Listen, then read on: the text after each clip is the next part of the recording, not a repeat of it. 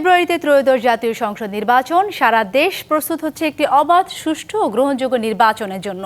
কি ভাবছেন সাধারণ মানুষ থেকে শুরু করে আগামী জনপ্রতিনিধিরা, সে কথা জানাতে ডিবিসি নিউজের ইলেকশন এক্সপ্রেস ছুটে যাচ্ছে সব সংসদীয় আসনে।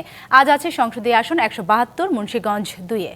মুন্সিগঞ্জ জেলায় এই মুহূর্তে আমাদের সাথে যুক্ত আছেন মুন্সিগঞ্জ 2 সংসদীয় আসনে ইসলামী আন্দোলন বাংলাদেশ মনোনীত প্রার্থী KM বিল্লাল হোসেন। আমরা তার সাথে একটু কথা বলবো। আপনি নির্বাচনের পথে কেন হাঁটলেন? আসসালামু আলাইকুম রহমতুল্লাহ। ডিবিসি ইলেকশন এক্সপ্রেসের শুরুতেই আমি শুভেচ্ছা জানাচ্ছি ডিবিসির প্রতিনিধি দল এবং যারা দেশ এবং দেশের বাহিরে যারা এই মুহূর্তে অনলাইনে আছেন এবং পরবর্তীতে যারা শুনবেন এবং আমাদের এলাকার যারা গণ্যমান্য ব্যক্তিগণ আমাদের সাথে আছেন তাদের শুভেচ্ছা জানাচ্ছি। আলহামদুলিল্লাহ, নির্বাচন আমরা করতেছি একমাত্র আল্লাহকে রাজি খুশি করার জন্য। কারণ আপনি জানেন বিগত দিনের ইতিহাস, যারাই রাজনীতি করেছে, রাজনীতির কথা বলে যারাই সংসদে গেছে, আমরা দেখেছি হাজার হাজার কোটি টাকা বিদেশে পাচার করছে, বিদেশে বেগমপাড়া তৈরি করেছে, দেশের মধ্যে যত ধরনের অপকর্ম আছে অপকর্মর রাজনীতিক ছত্রছায়া স্টাবলিশ করছে। তা আদর্শ দেশ মানবতা ইসলাম ছাড়া মানুষের কখনোই কল্যাণ আনতে পারে নাই, ইতিহাস তাই বলে। এই সূত্র ধরেই আমরা রাজনীতিতে আসছি।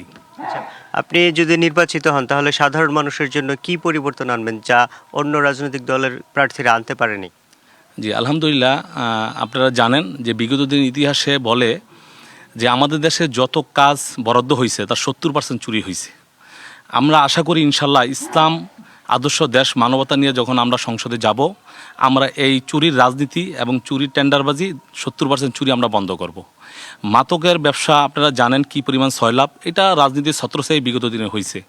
আমাদের কোনো নেতাকর্মী, কোনো আদর্শবান লোক আমাদের ইয়ার সাথে জড়িত নেই, মাদকের সাথে। আমরা এই মাদকের ব্যবসা বন্ধ করব ইনশাল্লাহ। কিভাবে বন্ধ করবেন মাদকের ব্যবসা? মাদকের ব্যবসা আপনারা জানেন যে মানুষকে বিভিন্নভাবে বন্ধ করার সুযোগ আছে। এক নম্বর হলো যারা মাদক ব্যবসার সাথে জড়িত তাদের আমরা চিহ্নিত করব।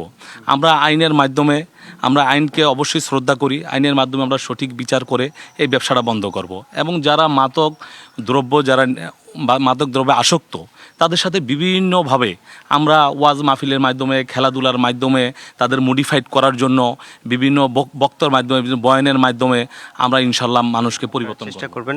ইসলামী দল ক্ষমতায় আসলে নারীরা পর্দার মাধ্যমে ঘরের ভিতরে চলে যাবে, এমন একটা ভয় সমাজে প্রচলিত আছে।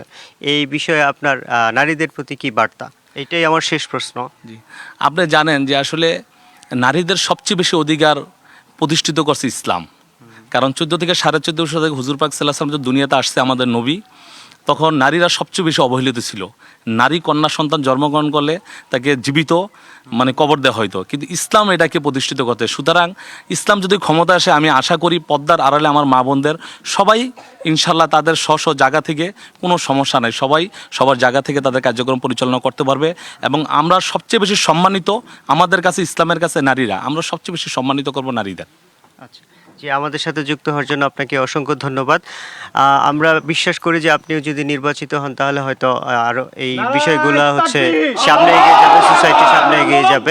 CSRM ডিবিসি ইলেকশন এক্সপ্রেস আজ সারাদিন থাকবো এই জেলায়। পরবর্তীতে নতুন কোনো প্রার্থীকে নিয়ে আপনাদের সামনে আবারও হাজির হব। ততক্ষণ আমাদের সাথেই থাকুন।